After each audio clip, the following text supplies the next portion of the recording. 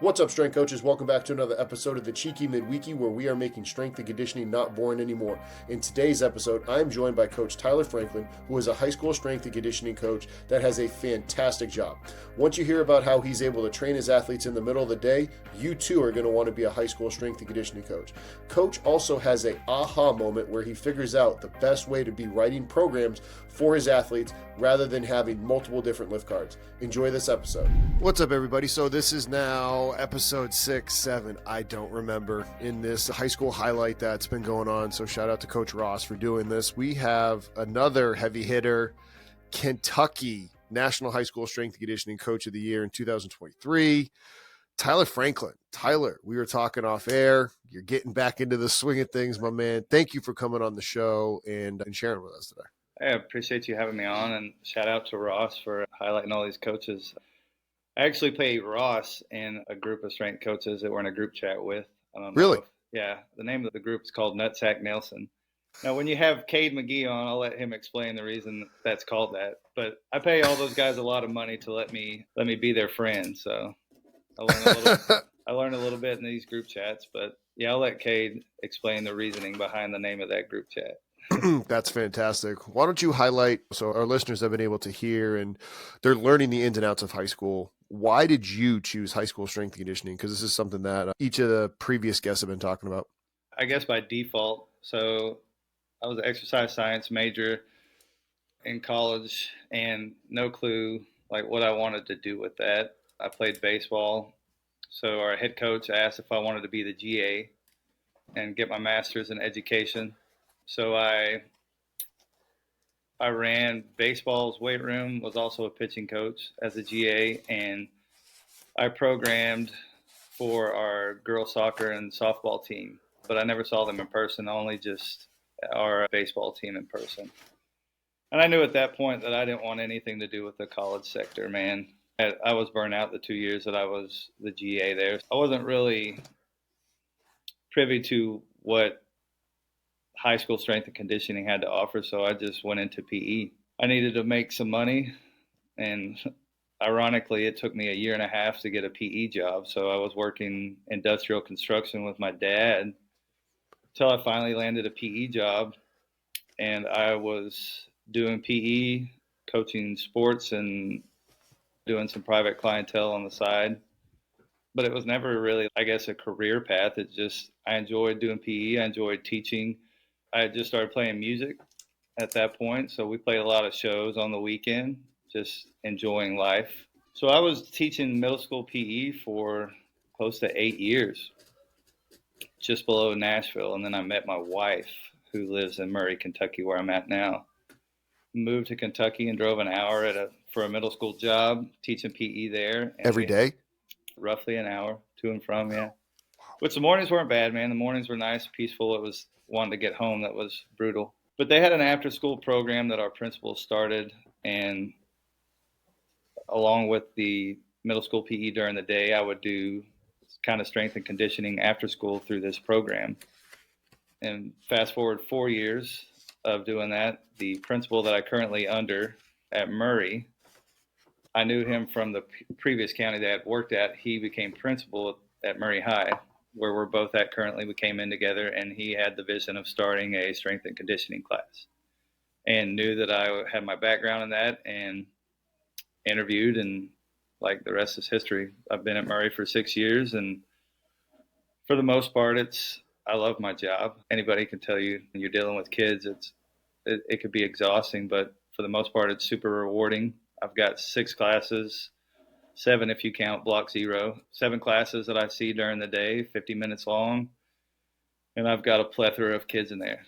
I'll have 90% of my student population that I have are athletes that play a sport for our school, and then you got 10% that don't play a sport, and they just love taking care of themselves. So are you able to, let me rewind. What I was looking back through my notes was when Andrew was on, he had the background in baseball as well. So he was working as a baseball coach. He was a catcher. And then got into strength and conditioning.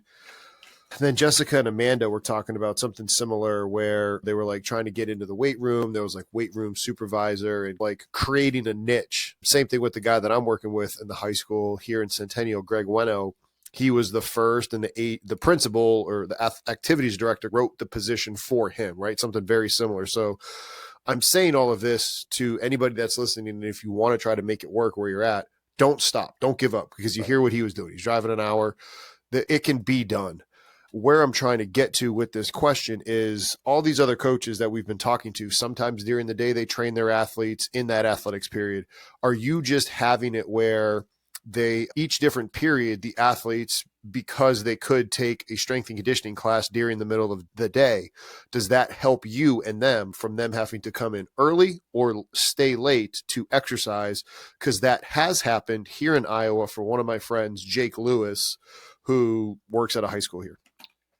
So I see, aside from football, I'll still have football players in my class. We'll get work in. I coordinate with the football coach on what buckets to fill. Football is the only sport that will do stuff outside after school, aside from what we're doing in my class. The rest of the sports, the athletes have my class during the day. And if there's a scheduling conflict that they can't take my class, that's why I offer the morning class before schooling starts. And I've even got, our middle school is probably 2 miles from us. I'm getting to where I've got 15 to 20 middle school kids coming in the morning and getting work in too. So it's really nice to have those kids that have been at the middle school level for 2 or 3 years, and they already know what we're doing by the time they come to me as a freshman. So the first 2 years, I would offer some after school stuff with teams, but it just wasn't worth it with the amount of kids that play multiple sports. And then aside from that, the amount of kids that play travel sports. So I did away with doing any after school stuff and started my own private training business on the side where my wife and I co-own a gym, and I'll do some private training after school for about 2 or 3 hours a day there. No, that makes a lot of sense. Like you said, that's really beneficial. Once it took a little bit to get that thing off the ground, but now you get these middle school kids coming in, and that's got to really help with that development model. No, it's fantastic. I've got a kid, our soccer coach, his youngest son's a freshman, and he's been coming to me since 6th grade. And he doesn't look like a freshman now, but he's ahead of all these other kids as far as weight room experience goes by the time he comes to me as a freshman. So it's super beneficial for them and me. Yeah, because it allows you to start implementing things at an earlier age. And I'm seeing that now with some of these middle school kids that we're training either in the high school or in the private sector. And when they can have that ability to get that leg up, like it really does have to shift your ability, because you can get some athletes that truly is. If you're a junior, you could have a completely young training age versus not. Like we have a kid who's going to be a senior. He's probably 165, just trap bar deadlifted 405 from 8 during one. That's a strong kid. Like he's a really strong, mature kid versus you have some other kids where it's no, he's not there yet. Yeah. He's not ready. So you really do. It does force you to grow and evolve as a coach. That same young kid, though, once he goes to college, he'll benefit from going back to something really basic just because the environment that he's living in is going to completely change. Absolutely. It's 100%, man. I've been blessed because my principal had this vision and he lets me just do my job. I'm able to, the way our facility is set up, we've got the basketball gym. Yep. And we have this long foyer where there's like concession stand area. And then right over to the next to that is our weight room. And he lets me utilize the gym, this long hallway. We have 50 yards where we do all of our sprints, time our sprints, and then we're able to be in the weight room. So he's the one that I owe a lot of this, what I'm doing now, to him, because he had this vision and shared it with me, and he lets me do my job. He doesn't ever ask why I'm doing something, or he just says, all right, what do you need from me? So it's really a blessing to have that type of support. But you proved it on the front hand when you're driving an hour to the middle. You know what I mean? So it's like you did put everybody listening to it. It's okay. At the 10-minute mark, he's saying he did that, but don't forget what he said at the 1 and 2 minute mark at the beginning of the show. Like he's putting in the work to be able to have that trust. Like you can't skip that step, everybody. You're right. It's just a little humbling, but yeah, you got to put the work in, and it goes both ways. So I'm in a very beautiful situation here with my setup. My weight room could be a little bigger, but other than that, I can't complain with what we have going on here at Murray High. One of the things that I wrote down when you talked about that sport coach was because you're getting so many exposures, and I started to see it at Towson when I'm working with this team and working with that team. And how do you notice and how do you then work with the yin to the yang of the sport coach when you're going to work with so many different, and you don't want to just give the athletes like, oh, coaches like this. Get CEUs faster, cheaper, and more convenient than ever before with Strength Coach Network. Hey, it's Justin here to tell you about how Strength Coach Network can now help you out with our premium membership and CEUs to the NSCA and CSCCa. Upon signing up for our premium membership, you will get 2.0 or 10 CEUs immediately. That is an entire year's worth of CEUs that you are able to access from the convenience of your office. No traveling for conferences, no waiting on flights, no eating out, no expensive hotels. Just the good stuff from great coaches. Now, if you need extra CEUs for past years during the reporting period, we can bundle Fundamentals 1 or 2, which also come with 2.0 or 10 CEUs to your purchase. That way you're able to take care of your CEUs for the best price, most convenient, and learn from some of the best coaches. If you want more help with this, email us at service@Strength Coach Network or visit us at strengthcoachnetwork.com, and I would be delighted to help you out. I need to double down and be more like that. I always found that I needed to be a little bit different and give the kids a different message than what the head coach was giving them. How do you handle that when you have just the multitude of teams to work with? Communication and results. It took me my first 2 years here. I had our baseball coach finally came on board. This job was created out of nowhere, and they think I'm just some rando that's coming in here. Yeah, who's Tyler and what does he know about baseball? I'm not going to listen to him. Yeah, I'm not going to let my athletes be with him. He's probably doing crazy shit down there. But our baseball coach hopped on board when he saw what we were doing and realized that, like, all right, I probably do know what I'm talking about. And then it was just a trickle down effect from there. Our soccer coach. And I went from having like my biggest class my first year and two was like 18 kids. My smallest class had 5. And now my smallest class is 27 to 30. My biggest is 40. Oh, wow. But communicating with those coaches on what their expectations are, what I believe we should be doing, and either meeting in the middle or them saying, I trust you completely, and them giving me updates on what their athletes are doing on the field, going to their practices, going to their games. The biggest thing is just communicating. Like with our football coach, he lets me know what they're doing out there in their off season. And I just try to fill those buckets from those players that I have in class that he sees after school. So we're not running these kids down, and we're hopefully making them more robust athletes. How hard is it? Are you able to get to as many practices as possible? Because I know you probably don't get to as many as you'd like. No, practices, I don't get to as many as I'd like, but the games, the kids want to see you at the games. They want you to witness all this hard work that they put in. True. So there's a lot more games that I'll attend and hype them up and just remind them that I love watching them compete regardless of that outcome. So practices aren't near as many getting to those as the games. How about the multi-sport athlete? What do you see nowadays? Is it still happening for you over there, and what have you noticed? I don't feel like we have as many multi-sport athletes here at Murray High. I feel like we have an epidemic of travel. And I think the mindset with a lot of kids these days, if a sport is not very good, they don't want to be a part of that instead of... If the team isn't winning or if it's just... Yeah, okay. Yeah, if the team isn't winning, or you'll have players that think, oh, I don't like playing for this coach because they do that. I'm just like, either you love playing the sport or you don't. Do not let a coach ruin this. Now, there are instances where a coach can ruin that. But for the most part, if you love playing the sport, play it. And if you don't, play it. But I see so many kids specializing in one sport that it drives me crazy. Just so much travel ball. And it's hard to compete with that and keep them healthy when they're all out year round.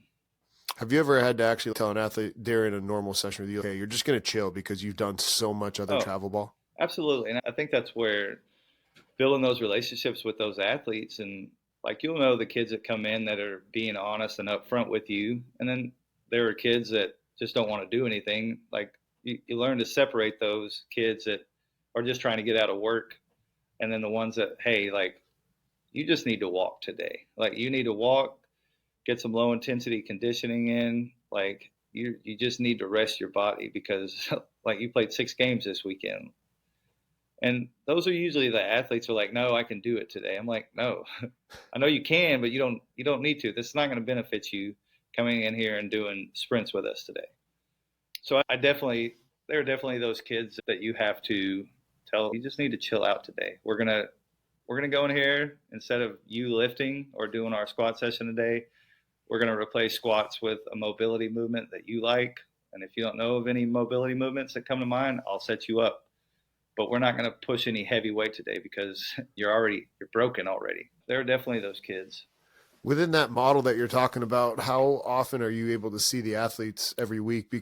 Every week, because some of the coaches that we've had on, it's 2 to 3 times a week. At most, they'll get them 4. Are you seeing these kids 5 times a week? Yeah. So again, back to being in an ideal situation, I see them 5 days a week for the whole school year. And then It's ideal, or that's actually what you get? No, it's a nice situation. Oh, wow. Yeah. You get 5 days a week all the time. Yeah. They get 5 days with me and they see me for the whole year. Some of them will see me during the summer. So wow, these kids are seeing me for the whole year. And the biggest thing that I preach is consistency. If you just show up, like 100% effort is going to look different every day for you. And I know that it's different every day for adults. But if you come in, trust me, like, just imagine the gains that you're going to make, not in just 1 year, but when you leave me after 4 years, dude, by just showing up and stacking a solid day. Yeah, they're there. Talk about an ultimate micro dose of 50 minutes, 5 times a week. You're integrating it in the middle of their day. That is fantastic. Yeah. And I tell them all the time, I wish that I had this set up when I was at school. And for you kids that don't understand how ideal this is, like when you get out, and I have students text me all the time after they've graduated, I really wish I would have paid attention more. Like, I really wish I would have, because it's like, it gets harder. It gets harder to make taking care of yourself a priority. Do you ever ask them, like, hey, could you just speak? Could you say that one more time? And I'm going to hit like screen record, or could you write this down and give it to the athlete so that way they hear what you're saying? Yeah. I can't tell you the amount of kids that have texted me after they graduated and said, I really wish I would have paid attention to you.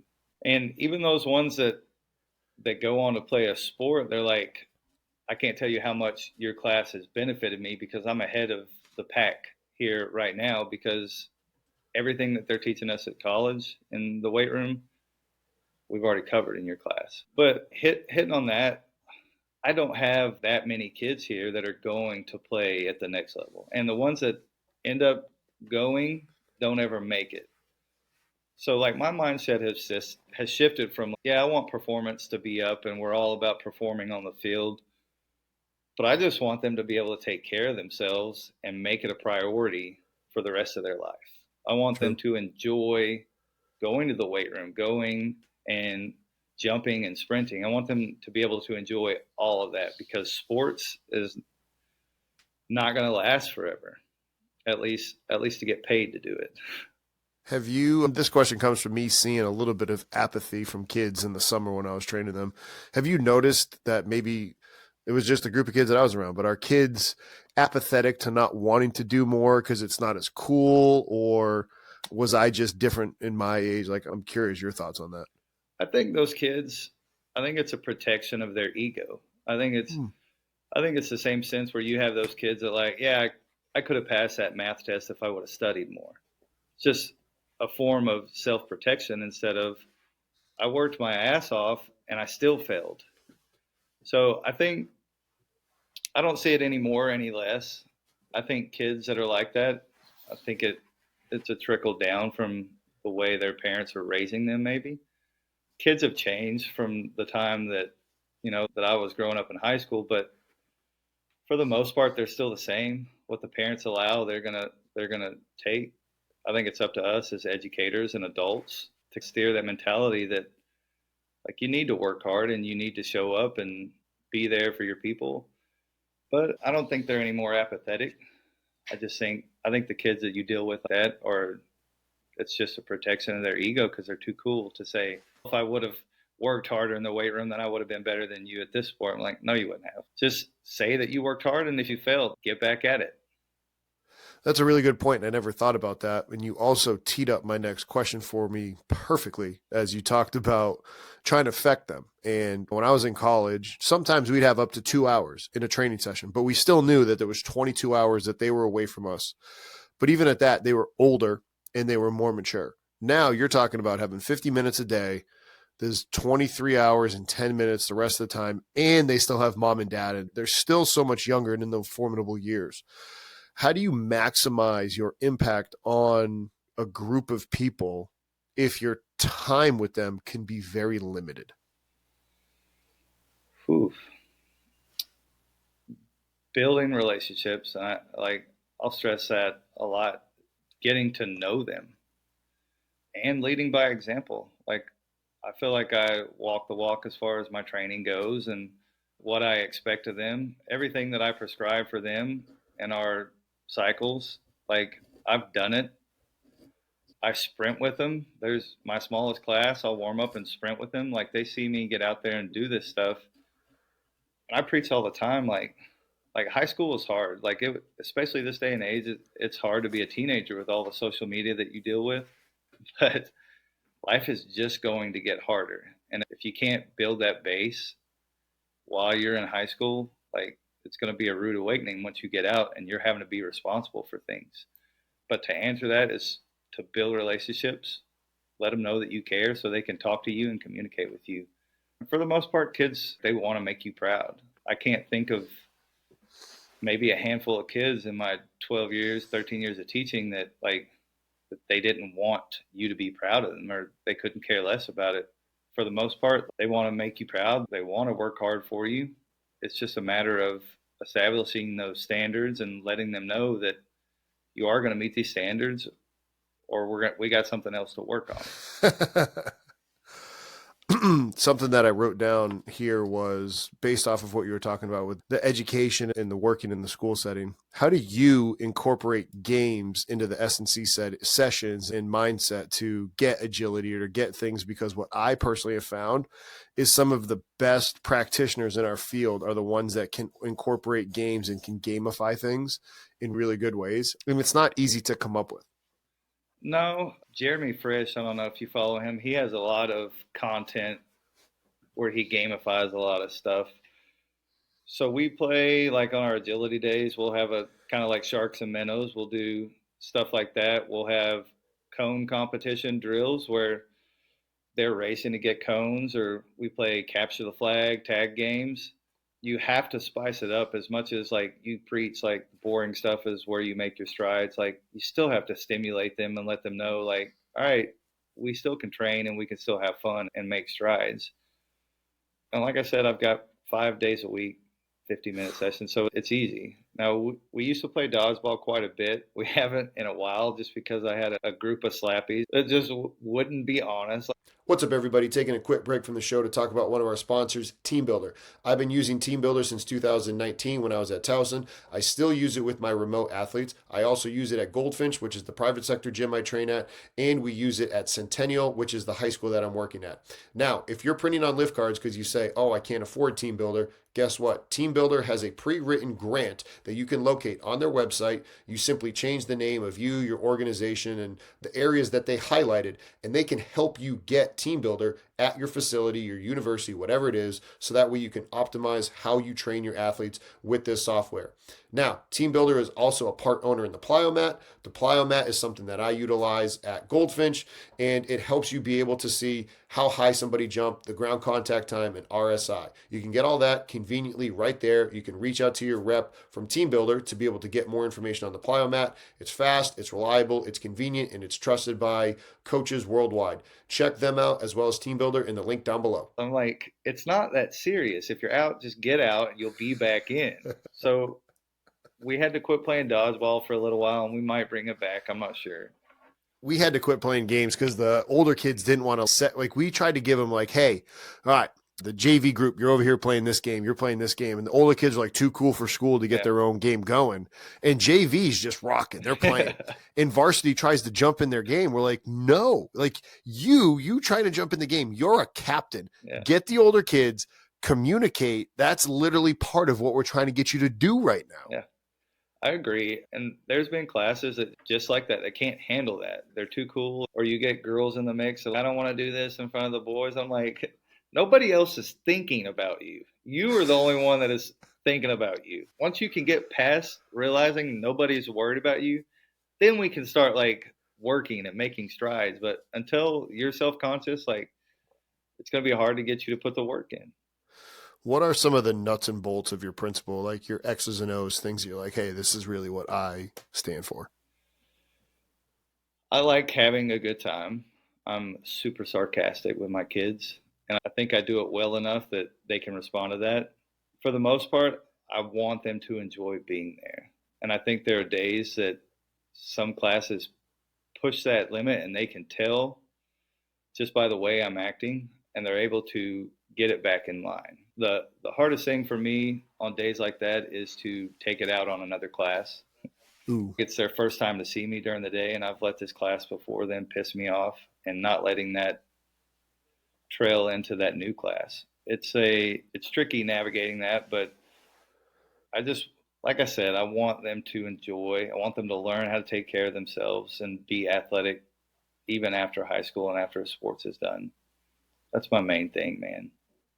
Within your weight room sessions, because you have them so many days a week, are you like, okay, if you're in season, you do this, you're out of season, you do that? Because some coaches are doing that, but is it just truly based on the size of your group? How does that work?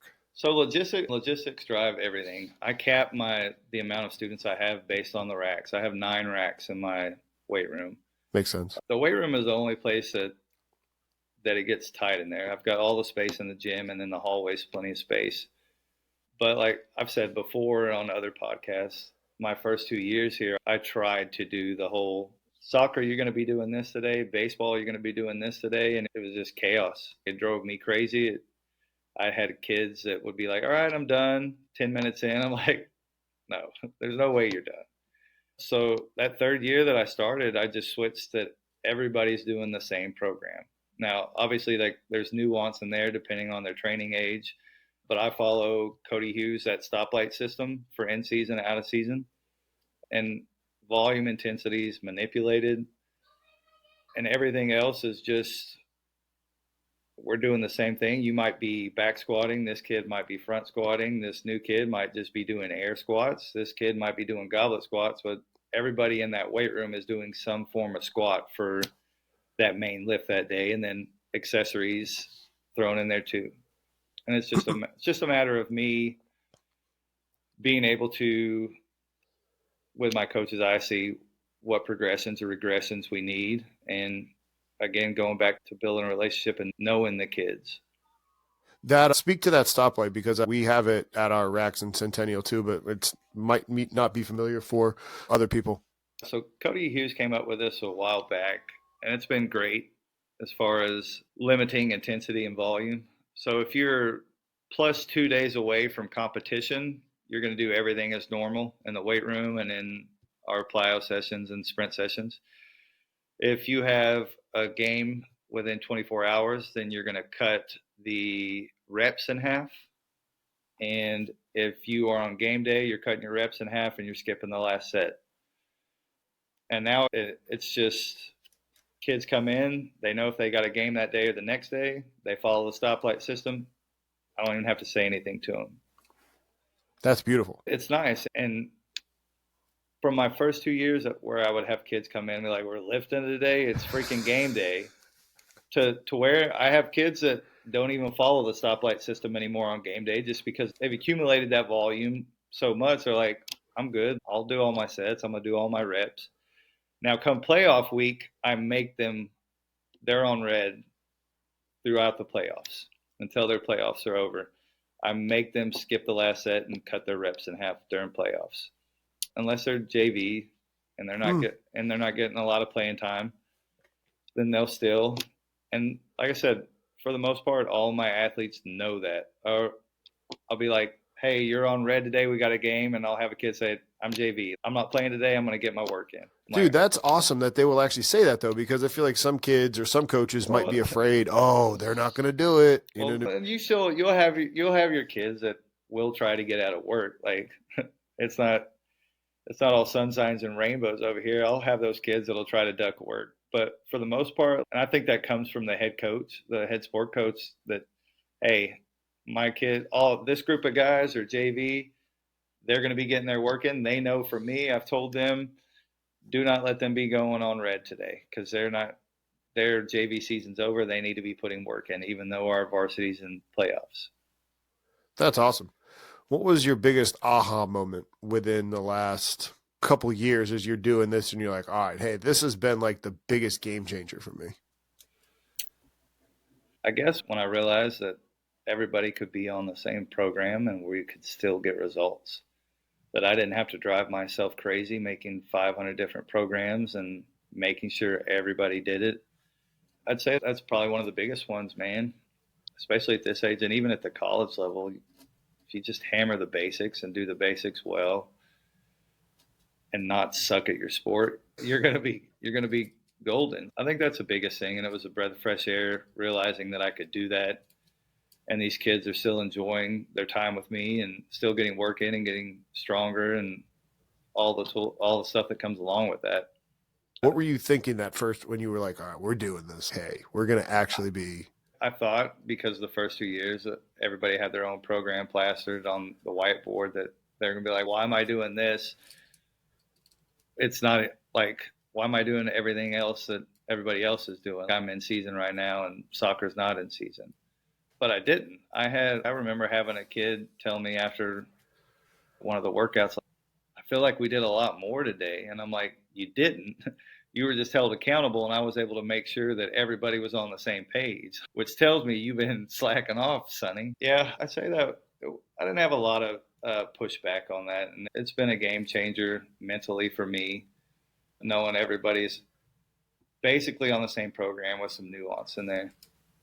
How about nutrition? Because that's been something that, as we've been talking with these coaches, has been all over the place based on the school and the district. How do you go about nutrition education and nutrition implementation where you're at?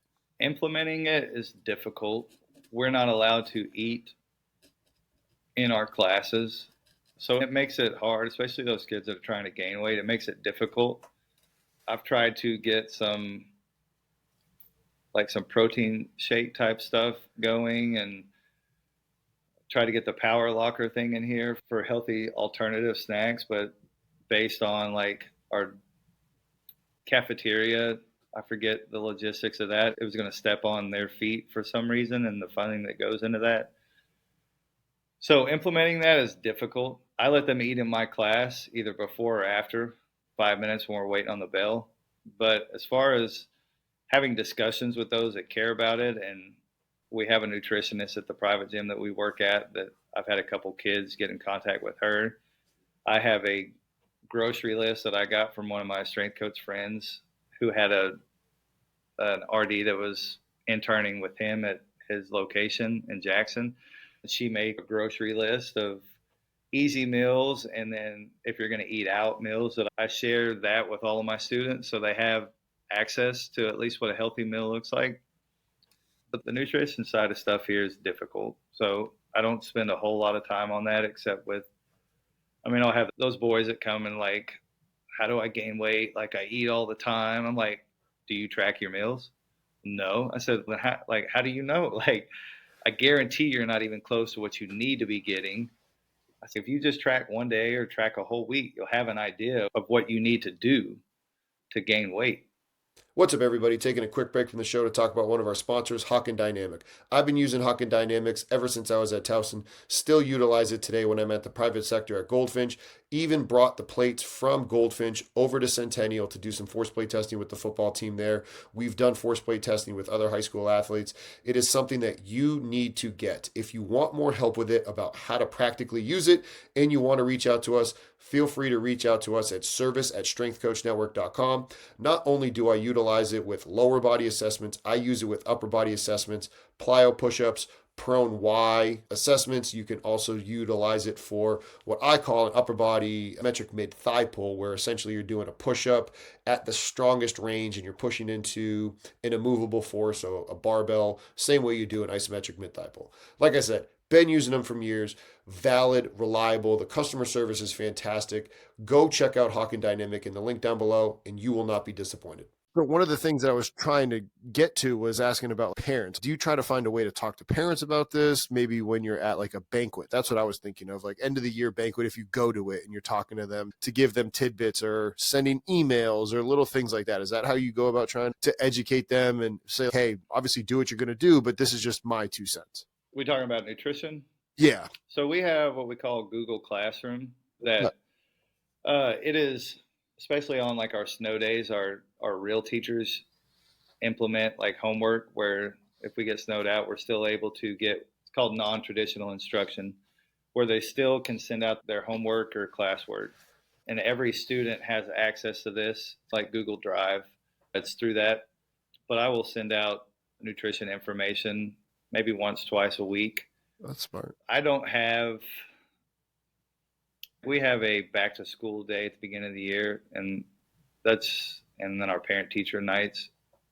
That's about the most interaction I'll have with parents, like coming up to me in person and asking questions of that nature. But other than that, I need to do a better job, now that you bring it up, hammering the nutrition side of things. But it's like I said, it's difficult here at the school for that, just because they're not allowed to eat in classrooms unless there's certain teachers that allow them. But our cafeteria food isn't the most nutritious, but some kids it's the only 2 meals they're getting a day, so they'll take what they can get. Yeah, no. And that's the thing, like you got to work with what you have. Yeah. Working with what you have, how do you then, if the nutritional side is a little bit more difficult to develop, how do you develop leaders within the school based on the different sports that they play or their social standing? How do you work that as well? I think I've done a pretty awesome job of having kids that have what I call veterans in the weight room that are able to. Probably because of what you're doing at the middle school level. Yeah. I can't tell you how many times I'll have a new student come in the middle of the 9 weeks that's transferred in, and I'll say to one of my students, hey, Matthew, I need you to will you help him get set up and explain what we're doing here as far as movement wise goes, explaining to them what we're doing. Is we have rack coats that we use. It's a timing system that lets them. The little thing with the 4 quadrants where it's like you got that. Yeah, we use that at Centennial too. Yeah,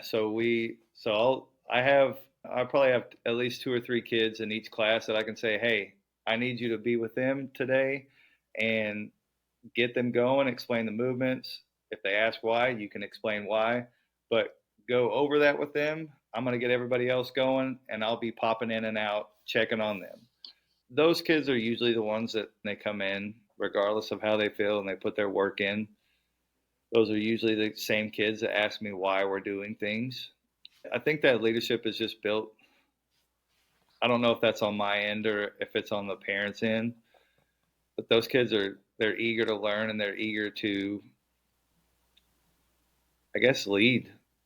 So I don't know if, like you said, we have those kids coming from the time they're middle school, and then if they don't come in middle school, then they're at least with me for 4 years, and it's nice to have those like many assistant coaches in there to help take the load off if I can't watch every athlete. You're clearly doing something right, because to have at least 2 or 3 of them every single group, like that means there is some development in there. And those kids saw maybe the prior class doing that, and now it's trickling down where you've got these leaders that are following and doing what you want them to do, but they're peers. So those are like the best kind of leaders that you could be asking for. They are, and you'll have those kids that probably are kind of squirrels. But they know everything, like they know everything we're doing and why we're doing it. They're just squirrely. And it's awesome to give them a little bit of leadership and see the way their mindset shifts. Like maybe I don't need to be as immature in here because he trusts me enough to tell this new athlete what we're doing, explain why we're doing it. And it's awesome to see those kids that have that mindset that end up shifting to be more of a leadership role when you give them just a little bit of leniency to show what they know.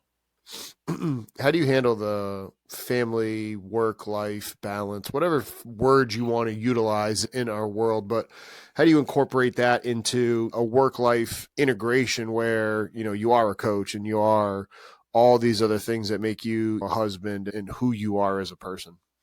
Taking a quick break from the show to talk to you about one of our sponsors, Powerlift. I used Powerlift when I was at Harvard, Maryland, and the University of Iowa. I was also part of the staff that had the new weight room at the University of Iowa, the 32 rack, beautiful facility. I was a part of that. I also have Powerlift's equipment nowadays. Powerlift Strong, made here in the great state of Iowa in the great country of the United States. They're able to work with you on any customizations that you need, logos, height, whatever it is, the limitations that you have. Their equipment is strong. The people there, they're very good people. Check them out in the link down below. And if you have any questions on how to work with them, reach out to us at service@strengthcoachnetwork.com and we would be delighted to help. I make it a priority that we set time aside to spend my time with my family. I love my job and I love what I do, but I love my family and personal time a lot more. My job allows me the freedom to do what I want on a personal level. Make sure we book vacations or make sure we book weekends where we don't leave the damn house. It's tricky, especially I'd say the biggest thing is telling people no. Don't let today's favors become tomorrow's expectations when people are asking you to do things. I have a circle of people that I care about what they think. Outside of that, I don't really care. And if it's not going to benefit me and my family, then there's probably a good chance that I'm going to say no to it. How did you get to that spot? Because I feel like a lot of strength coaches might not be able to have that clarity in their career. It took a while because I do, especially coming up and starting out, you want people on your side and you want people to think, oh, he'll do anything. And I am. I think I'm pretty flexible and adaptable in my situations, but you have to tell people no. It's not worth my time. I'd rather be doing this with my family, or I'd rather be going on the lake this weekend than coming up here and running stuff for your sports teams. It takes a while, man, because like you do want people on your side, but once you can learn to say no, it's a glorious thing. Speaking of having things on the weekend like that, are you having recruiting, like kids coming and going? Because you did mention people coming into the semester, and I'm dealing with the recruiting a little bit nowadays with the high school that I'm at. Is that a reality in your world right now? Not so much on my end, man, as far as recruiting for athletics.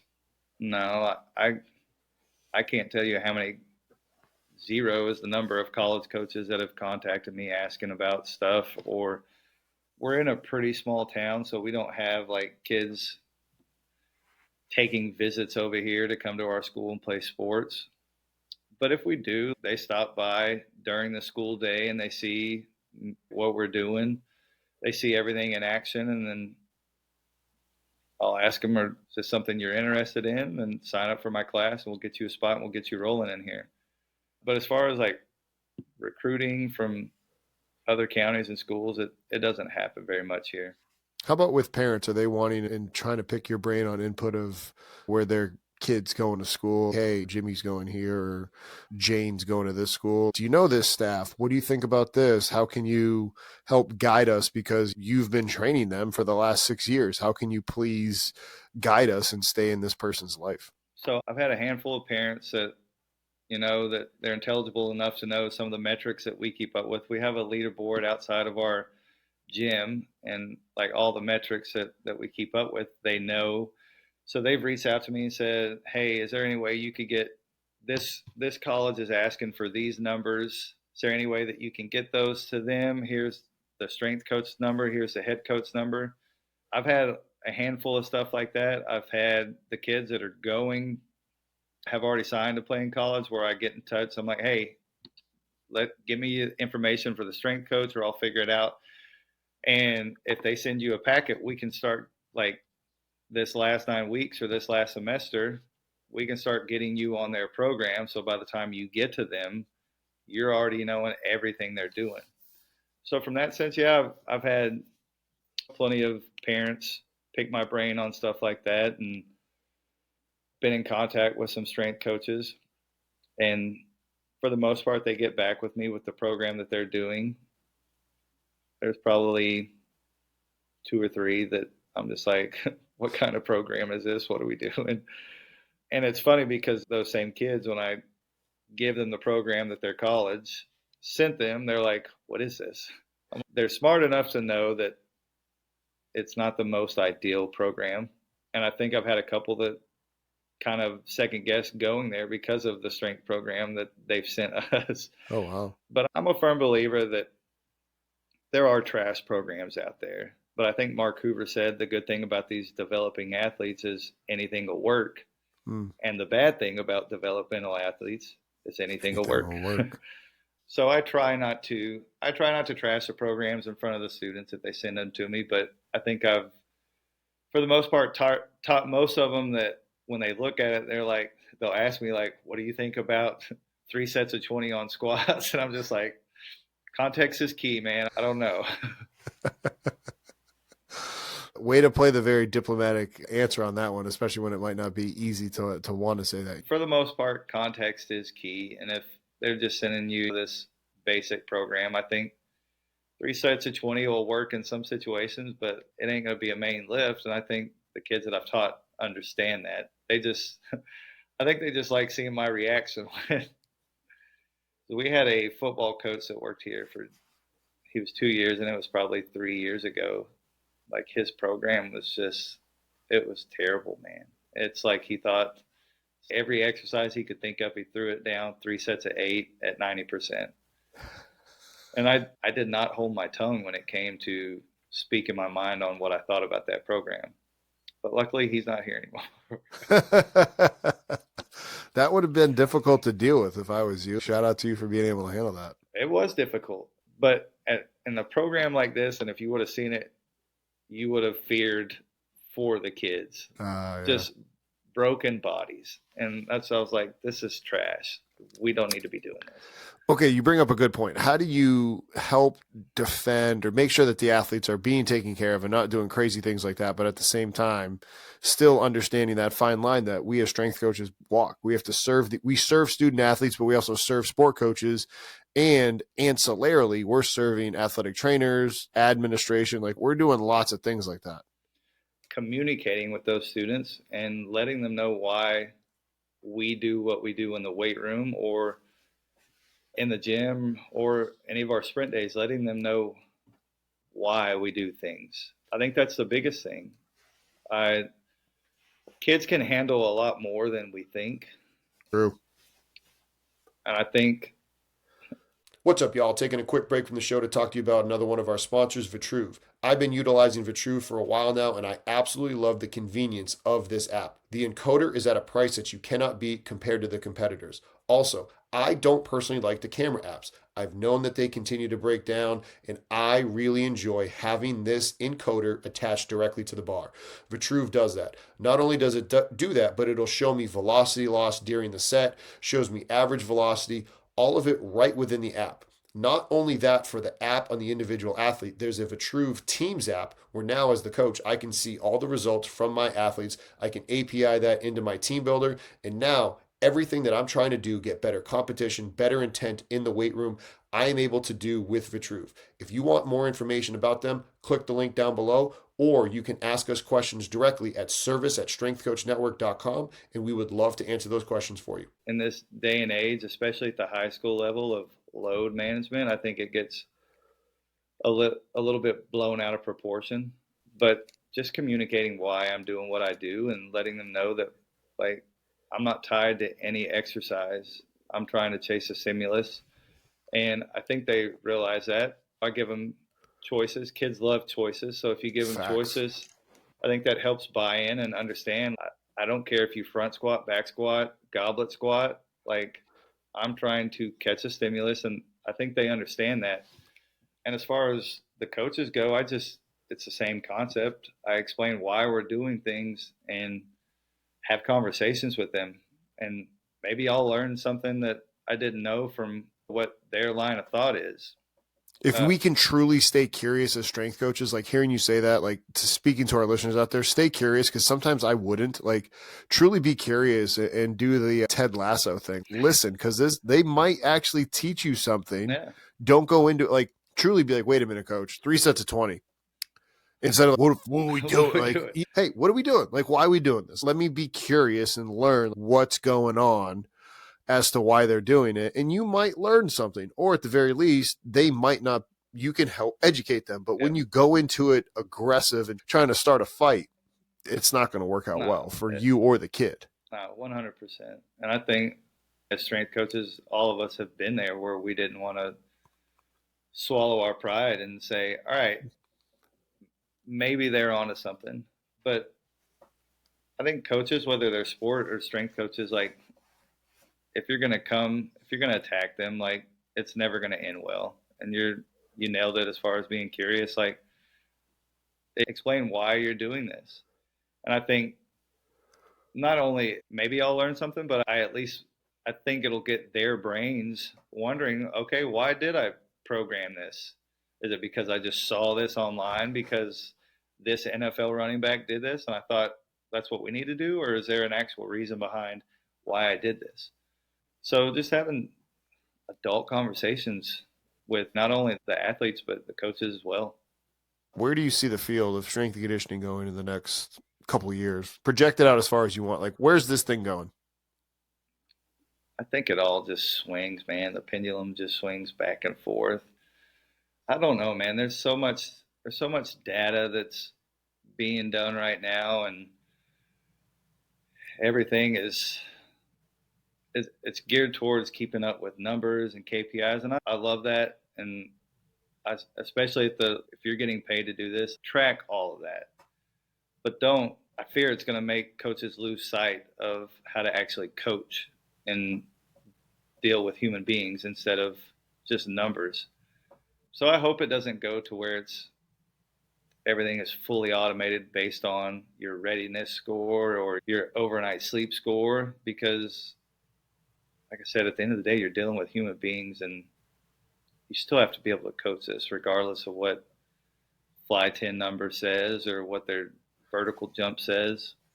Our listeners have heard me say this before. This is the first time you've heard me say it, but if we only relied on those numbers, Michael Jordan's sick, what we now know as a stomach bug, that never would have happened. Never would have happened. So like we have to work that duality where it is the science in that one hand, but it's the other art in both. And you're using both swords, because if you rely on one, you can't actually do justice for your athletes. I've talked about it, but the last question to respect your time is, how then do you do best form those relationships? What is your best? Because we've had it. Like I had an athlete the other day I was training with, trying to get them to open up and talk more, so that way you can have that better connection. And sometimes you can just tell, hey, they don't want to talk today, and you don't push that, because it's like, all right, you don't want to talk. Like, we'll wait and we'll talk another day. What have been some of your best tactics and strategies to, yes, we know it's genuinely ask questions and listen, but what have been some of yours? Hey, this is a great question that athletes have never not wanted to talk about this. And then from there, I can pull on threads and get them to open up and we build a good relationship. Just genuinely ask how they're doing. Make them feel important. I think that's what just life is about, making other people feel important. And whether that's doing your research and finding some common ground, asking them for song suggestions if you're in the weight room. Hey, what do you want me to cue up next? Figuring out I think that's the biggest, one of the biggest things for me is asking them what type of music they like. I haven't met a kid that I've taught that didn't listen to some type of music. So asking them, hey, what song do you want me to cue up next? Here, just take my phone and search the song and cue it up next. Make sure it's clean. And then you start to see, all right, he does care a little bit enough about me to let me play what my favorite song is up next. Ask them how their family's doing. You've got to do a little research on where they're coming from, whether they have a family, a broken home. Like, just be genuine, man. I don't have some telltale sign of like how to get kids to open up to you. I love telling jokes. I love acting stupid. I love when students can dish that back to me. I'm sarcastic. Like, that's a love language for me. And if I can get these students to like make fun of the way I'm doing stuff, or if I'm dancing and acting a fool in the weight room, like, I think that allows them to be themselves. That, yeah, I'm going to make fun of you, but I'm going to let you make fun of me too, because it's a love language. As long as we don't go over that line of getting personal with things, like, we can have fun in here and we can have a good time. Sorry, I didn't have one thing. No, listen, that's why it's an open-ended question. Cause like cause I mean, I did ask it because it's like, hey, I always ask the athletes, like, the one that I've found is pizza toppings, where it's like, I can start from there and it then just gets going where it's, hey, what one pizza topping, what is it? Yeah. And one girl was like mushrooms. The other one was like, ugh. And so then now there is a little thing where you can keep going back and forth. And like you said, oh, hey, do a good set on this, or I'm going to put some mushrooms on your pizza. And then they look at you, but it's, again, now it's just, we're fun and we're having it doesn't have to be overly serious all the time, like you said. No, it doesn't, man. And like, we have, as strength coaches, a pretty sweet gig. Like, and you know what I tell kids all the time, you know what, it never was that serious. So we do this thing at the personal gym I have. We have a tribe kids class. It's like ages 7 through 12. And we have a question of the day at the end of our workout, and it's always a silly question. So I need to start implementing that with my high school kids here to see if any of them throw out some crazy answers. Tyler, I appreciate you sharing with us for over the last hour, hanging with me during that little audio technical difficulty. Thank you so much for allowing me to learn from you and our listeners. So have a great rest of your day, brother, and God bless. I appreciate it, man. Don't forget to rep the sack and ask Cade what that means. I have it literally written down right there. Awesome. Appreciate it, Justin. Have a good one. You too. See ya. Thanks for watching that video. If you enjoyed it, click right here for videos just like that, and make sure you click here to subscribe to our channel. Have a great rest of your day.